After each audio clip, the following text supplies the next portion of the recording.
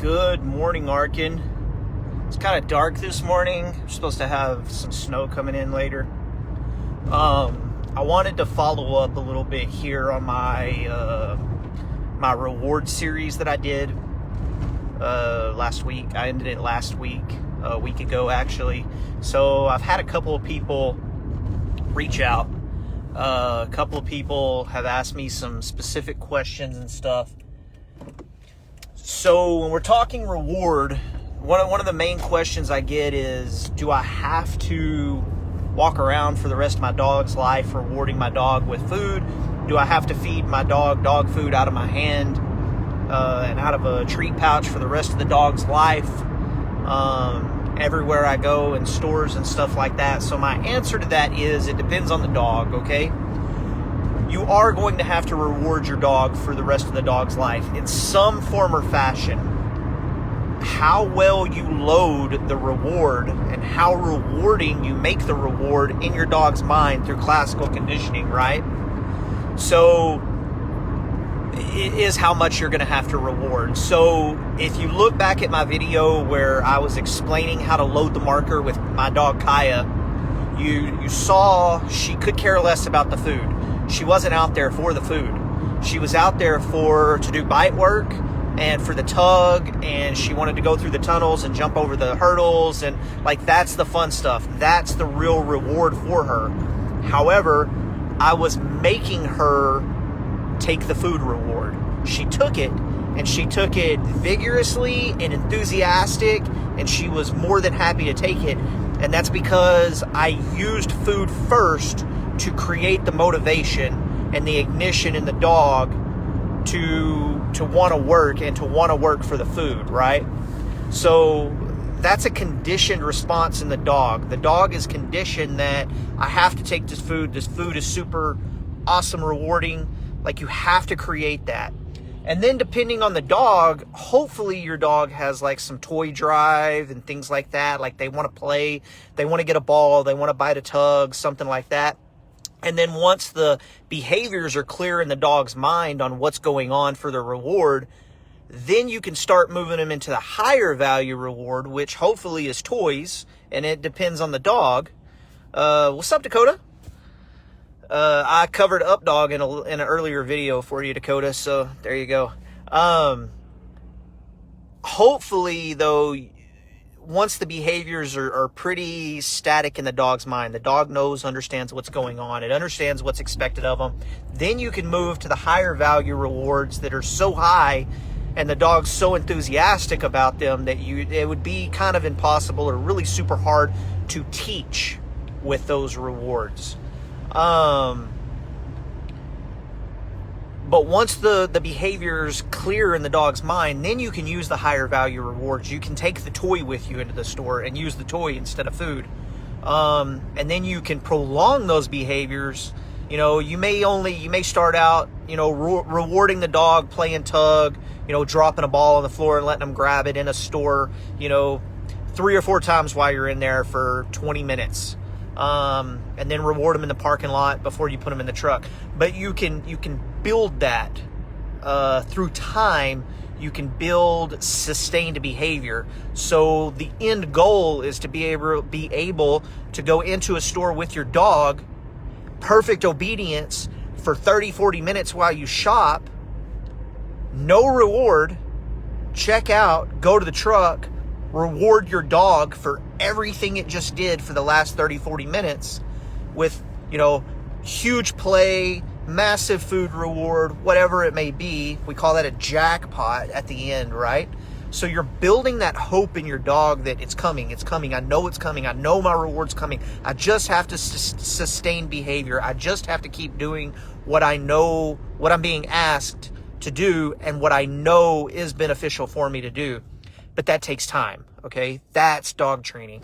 That's putting in the work. That's the day-to-day. And it's the same around the house. If you want a dog in the house that's cool, calm, collective, doesn't run and jump and climb on your furniture, you have to use a lot of reward, and you have to highly reward the sustained behavior of being calm, cool, collective in the house, how you want them. Like, I call that like emotional training of the dog, right? So you don't want your dog, it's a state of mind training. I want my dog in a certain state of mind. I want them to be cool. I want them to be calm. I want them to be relaxed. So I'm highly rewarding for those specific states of mind. I'm not just rewarding because they're laying down. No, I'm rewarding because they're laying down and they're calm. So another thing I got asked, because I touched on, and I hope that answers kind of the reward thing. And you can get to where you can do jackpots, and you can get to where you're not carrying dog food, but maybe you're doing freeze-dried liver or something like that. Something a treat at that point. Something the dog really likes a whole lot, and it's a high value reward, higher than their dog food, and now you can start giving them that for reward if your dog isn't into toys at all, but they're into food. So another question I got asked, because I touched on the dog that was dopamine crazy, right? So the dog lived for the clicker. Like, it could care less about the reward. It just wanted the clicker because it was loaded, and it got a dopamine burst from the clicker, so the clicker had to go away. So I have had clients in the past tell me, because I've conditioned the dog so well, I've loaded their marker for them so well that in certain situations they can click or say their verbal mark and the dog won't take reward. So the people have stopped rewarding the dog, and they're like, yeah, we don't even give them the reward anymore, because like, I just say the word and the dog's happy, and then I might pet him a little bit. That's completely wrong, okay? Your conditioned stimulus, your secondary reinforcer, the click or the yes, that is only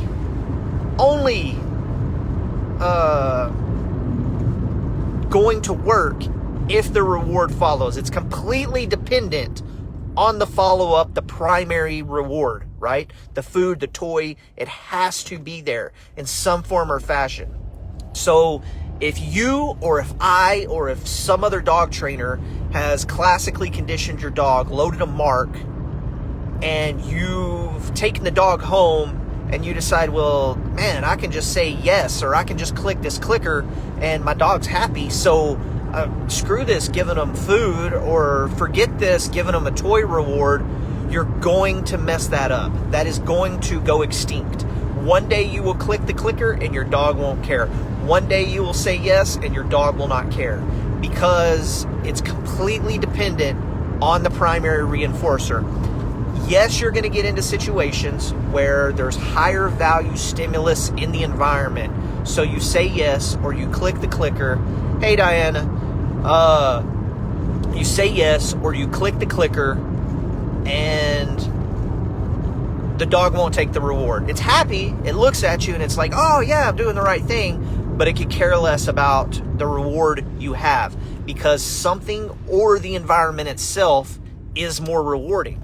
So in those instances, we can use that. We can use the environment or whatever is in the environment if it's okay to use. So let's say you're in Home Depot or a home improvement store and you click the clicker, the dog doesn't take the food or the toy. And you're like, well, crap. But the dog wants to smell the ground. So instead of giving the dog the toy or the clicker, ask for a behavior, get the behavior, mark it, and once you mark it, allow the dog to sniff the floor. Allow the dog to explore for a minute. Then bring it back in, ask for another behavior, mark it, allow it to. So you're basically using the higher value reward, which is the environment, as the reward, as the primary reinforcer, right? I hope that makes sense. If that doesn't make sense, hit me up. I'll try to explain that some more. But that's dog training. Like, you have to get creative, okay? You have to figure out, that's the key.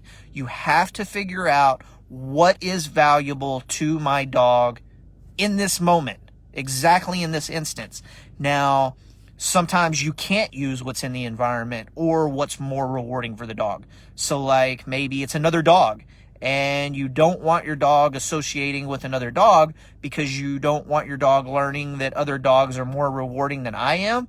So sometimes we have to force our dog and say, no, you cannot have the reward you seek. You have to take the reward I'm giving.